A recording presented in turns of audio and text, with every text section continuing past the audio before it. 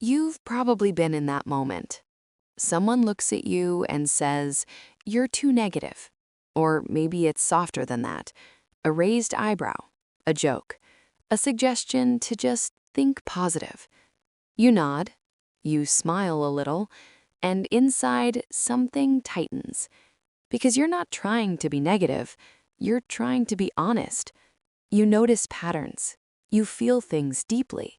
You think before you speak. And somehow that gets mistaken for a problem. But what if your mind isn't broken at all? What if it's just wired for depth instead of noise? Psychology tells us that the brain is always scanning for safety, not happiness, safety. When you've felt misunderstood for a long time, your mind learns to slow down, to question, to look for what's real instead of what's shiny. This isn't pessimism, it's protection. One simple idea from psychology is cognitive filtering. Your brain doesn't see everything, it chooses. And when you're introspective, your filter is tuned to meaning, not motivation posters. Another is emotional regulation. Some people regulate by expressing, others regulate by reflecting. You regulate by going inward. So when the world tells you to repeat cheerful affirmations that don't feel true, your nervous system resists because false optimism feels unsafe. Your mind is like a battery. It doesn't recharge from loud encouragement, it recharges from alignment. That's why real affirmations for you aren't loud, they're quiet. They don't deny the darkness, they sit with it and soften it. Here are a few you can try.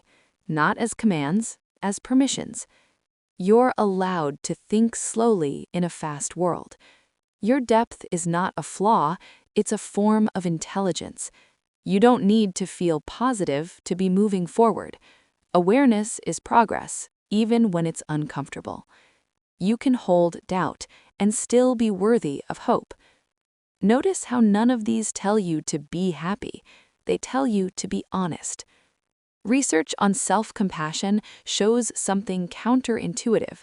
People who allow negative thoughts without fighting them often recover faster emotionally. Acceptance calms the nervous system. Resistance keeps it on high alert. So the goal isn't positive thinking, it's safe thinking.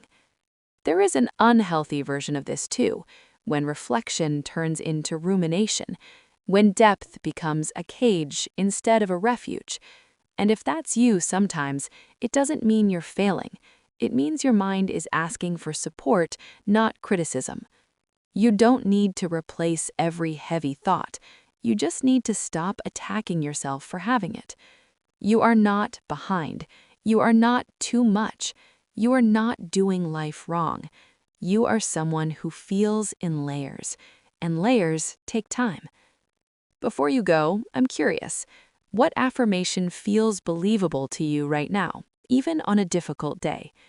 In the next video, we'll explore a deeper psychological truth most people never hear, why forcing positivity can actually increase anxiety, and what works instead.